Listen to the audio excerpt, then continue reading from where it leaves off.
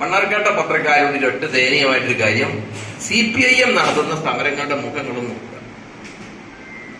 അത് പോസ്റ്റ് ഓഫീസാകാം, അത് എത്രകാലം ഇലക്ട്രിസിറ്റി ഓഫീസൊന്നും ഉണ്ടായിട്ടില്ല. ഇപ്പൊ ഇലക്ട്രിസിറ്റി ഓഫീസിന്റെ മുമ്പിൽ ഉണ്ടാവും, KSRTCന്റെ മുമ്പിൽ ഉണ്ടാവും, പിന്നെ നമ്മളെ താലൂക്ക് ഓഫീസിന്റെ മുമ്പിലൊക്കെ അവിടേക്ക് ഇനി കൂടുതൽ സമരം. ആ സമരം നടത്തുമ്പോൾ ഒരു കാര്യങ്ങൾ ചെയ്യാം. എല്ലാ സമരങ്ങളും നിങ്ങൾ ശ്രദ്ധിക്കുക.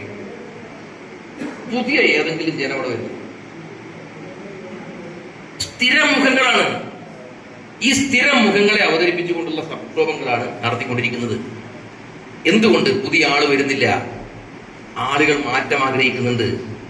മാർക്സിസം തന്നെ പറയുന്നത് എല്ലാം മാറുന്നു എന്നുള്ളതാണ്. എല്ലാം മാറുന്നു എന്ന സത്യമൊഴിച്ച് മറ്റെല്ലാം മാറ്റത്തിന് വിധേയമാണ് എന്ന് മാർക്സ് തന്നെ പറഞ്ഞിട്ടുണ്ട്.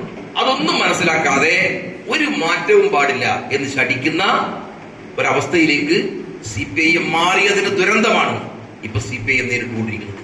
പുതിയ ആളുകളെ ആകർഷിക്കാൻ സാധിക്കുന്നില്ല.